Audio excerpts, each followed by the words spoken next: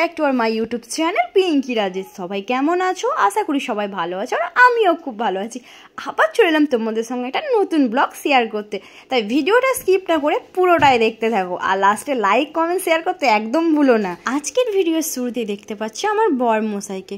তো সকালে উঠে স্নান টান করে পুরো রেডি হয়ে গেছে, বেরোবে কাজের জন্য। আমি এখনো পর্যন্ত উঠিনি, কিন্তু আমাকে ঘুম থেকে উঠতে হবে, মেয়ের স্কুল আছে, মেয়েকেও রেডি করতে হবে। উনি তো রেডি হয়ে বেরিয়ে যাবেন। তো দেখো মেয়েকে আজকে যাওয়া আমি স্কুলে, আজকে যাওয়ার খাতা দেখার টাইম, আর রেজাল্টটা অনেক বাকি আছে, অনেক দেরি আছে, তাই জন্য আমি স্কুল যাবো। আর আমার মা টিফিনের সময় আসবে, আমি অফিসে ওইখানে দাঁড়িয়ে থাকবো। তোমরা যারা দেখো আমার ভিডিও, আমার মার ভিডিও, তারা অবশ্যই লাইক করে দেবেন। টাটা। মেয়েও চলে গেল স্কুলে, বড়মশাই চলে গেল কাজে। এবার আমার বাড়িতে যেমন যে সমস্ত কাজগুলো আছে সেগুলো করব। দেখছি বাইরে না প্রচণ্ড পরিমাণে বৃষ্টি হচ্ছে, তোমরা দেখতেই পাচ্ছ বৃষ্টিটা।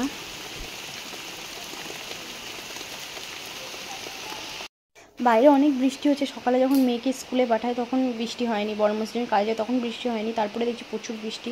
আজকে যেতে হবে আমাকে, মেয়ের স্কুলের খাতা দেখানো আছে, যে পরীক্ষা দিয়েছিল সেটাই। তো স্নান টান করে বৃষ্টির মধ্যে ভিজে ভিজে স্নান টান করে নিলাম। তার মধ্যে পুজোটাও আমি দিয়ে দিয়েছি, তোমরা দেখো। পুজো টুজো দেওয়ার পর একটু রেডি হয়ে নিচ্ছি, কারণ টাইম হয়ে গেছে। তাড়াতাড়ি বলতে 10টার মধ্যে ছুটি হয়, ওখানে টাইম দিয়েছিলো 7:30 থেকে 9টার মধ্যে তোমরা খাতা দেখতে পারবে। তো আমি গেছিলাম 9টার দিকে, 9টার দিকেই গেছিলাম। এত বৃষ্টি পড়ছিল যে বেরোতেই পারছিলাম না। তারপর ভিজে ভিজে স্নান টান করে পুজো টুজো করে নিয়েছি। আর যা আমার মেয়ের প্রথমে ওই কথাগুলো বলেছিল, অনেকজন হয়তো বুঝতে পারবে, অনেকে বুঝতে পারবে না। তো খাতা দেখার কথাই বলেছিল, ওকে বলেছিলাম যে আমি যাবো 9টার সময়, ও তো ক্লাস থেকে বেরোয় না। আমি বলেছি 9টার সময়, যখন 9টায় টিফিন হয়, আমি বলেছি 9টার সময় যাবো, তুই না এই অফিসে এখানে একটু দাঁড়িয়ে থাকবি, তাহলে দেখা হয়ে যাবে। তো ও বলে ঠিক আছে। তো এখন রেডি সেডি হয়ে নিই, তারপর রেডি হয়ে আসছি আবার তোমাদের সঙ্গে। তো রেডি সেডি হয়ে গেছে, এবার বেরোবো। আর বৃষ্টি তো থামার কোনো নামই নেই, আর ছাতা নিয়ে গেলে তো পুরোটাই ভিজে যাবো। আবার মেয়েও স্কুলে ছাতা নিয়ে যায়নি, রেনকোটও নিয়ে যায়নি, তো ছাতাটাই নিয়ে যাবো, রেনকোটটা নিয়ে যাবো না। তো চলে আসলাম স্কুলে, এটাই হচ্ছে মেয়ের স্কুল। তো চলো খাতা দেখবো, তোমাদের সঙ্গেও দেখায় আমার মেয়ে কীরকম নাম্বার তুলেছে। এটা হচ্ছে বেঙ্গলি, 90-এর মধ্যে 84, ভালো নাম্বার পেয়েছে, একটু কম পেয়ে গেল। তো এখানে পেয়েছি 90, এটা হচ্ছে ইংলিশ, 90-এর মধ্যে 83।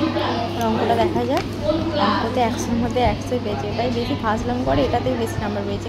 ওই দুটো একটু কম পেয়েছে, কিন্তু ঠিক আছে। মেয়ে চলে এসছে টিফিন খেতে খেতে আমার সঙ্গে দেখা করতে। বাইরে তো বৃষ্টি একটু হালকা হালকা পড়ছিল, তাই বাইরে এসে বসলাম, আর ভেতরে থাকিনি, এখানে বসছিলাম। দেখছি এটা হচ্ছে আমার মেয়ের ফ্রেন্ডের মা, তো আমার ফ্রেন্ড হয়ে গেছে স্কুলে আসতে আসতে। বাইরে বসেছিলাম স্কুলের ভেতরে, মানে টিফিন হয়ে গেলে ওখানে ভেতরে আর কেউ থাকে না, তো আমিও বাইরে চলে এসেছিলাম। আর 1 ঘন্টা দেরি আছে এর জন্য। এই দেখো, আর কিছু শ্যুট করতে পারিনি, এত বৃষ্টি হচ্ছিলো। তাড়াতাড়ি বাড়ি চলে এসেছি, বাড়ি এসে সবজি টবজি কাটতে বসে গেছি, রান্না করতে যখন অনেক দেরি হয়ে গেছিলো, 11টা প্রায় বেজে গেছিলো। তাই রান্নাবান্নার জন্য বাঁধাকপি কেটে নিয়েছি আর শাক। এই দেখো রান্নাটাও আমার কমপ্লিট হয়ে গেছে, সেটাও শেয়ার করতে পারিনি, কারণ খুব দেরি হয়ে গেছিলো। আমি একটু তাড়াতাড়ি রান্না করি, তো আজকে অনেক রকম রান্না করে ফেলেছি। মাছের ঝোল, ডিমের ঝোল, বাঁধাকপি, শাক, সোয়াবিনের তরকারি, অনেক কিছু। আমি বিকালে বলতে কি দুপুরে খেয়ে দিয়ে ঘুমাচ্ছি, ওকে টিউশন দিয়ে এসেছি 3টের সময়। তারপর আমি একটু ঘুমাচ্ছি বলতে ফোন দেখছিলাম, বাইরে বৃষ্টি হচ্ছিলো, ঘুমাইনি। ও টিউশন থেকে এসে দেখছি ঘরটা সব ঝাঁট দিচ্ছে, মানে বিকালে আমি ঝাঁট দিই, সেটা দিয়েও নি, বৃষ্টি পড়ছে, আমি একটু পরে উঠবো, পরে করবো। উনি ম্যাডাম এসে দেখছি ঘর টর ঝাঁট দিয়ে সব পরিষ্কার পরিচ্ছন্ন করে দিয়েছে। বলছি তুমি এখনও ওঠোনি? মানে আমার আর কি বলবো, তোমরাই বলে দাও। কী বলবো, দেখো বাইরে একটু হালকা হালকা সন্ধে হয়েছে, আর ও আসলো তবে আমি উঠলাম। আমার পাক্কা বুড়ি একটা, যাকে বলে, ও কি জানে না, আমি যেটা জানি না ও সেটা জানে। দেখতে পাচ্ছ সব ঘরের মানে দরজার পিগুলো সরিয়ে ঝাঁট দিচ্ছে। তারপর ঝাঁটপাট দেওয়া হয়ে গেল। এবার গিন্নি বলবো না বুড়ি, পাকা বুড়ি বলতে যায়। সন্ধে দিচ্ছে, দেখো গামছাটাকে পুরো মাথায় নিয়েছে, দেখো ঘন্টা ধূপকাঠি নিয়ে সন্ধে দিচ্ছে। তারপর সন্ধে দেওয়া ও জানে কিন্তু কোনটার পর কোনটা করতে হয়। পুজো টুজো দিল, তারপর তো শাঁখ বাজাতে হয়, ও শাঁখটাও বাজাচ্ছে, তোমরা দেখো ওর শাঁখটা বাজানো।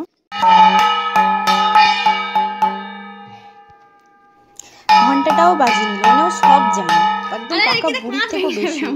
তারপর দেখছো জামা কাপড় গোছাতে এসেছে, মানে চেয়ারের উপর যে জামা কাপড়গুলো ছিল ওগুলো একটু হালকা হালকা ভিজেছিলো, তো আমি রেখে দিয়েছিলাম পরে করবো বলে। ও এসে দেখছি আলনাতে পুরো একটা একটা করে জামা কাপড় গুছেছে, বেশিরভাগ কাজ জামা কাপড় গুছাচ্ছে ওর বাবার।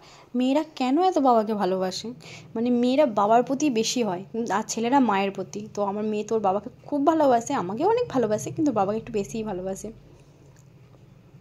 বাবুটা অনেক কাজকর্ম করেছে, মানে প্রচুর কাজকর্ম করেছে, অনেক কষ্ট হয়ে গেছে। তো এখন খাচ্ছে জল, তারপর বলছে ডেইরি মিল্ক, কুরকুরে তো আছেই, অনেক কিছু আছে। তো বাই ফ্রেন্ডস, আবার দেখাবে নতুন করে একটা ব্লগে। এখন মতো বাই, সবাই ভালো।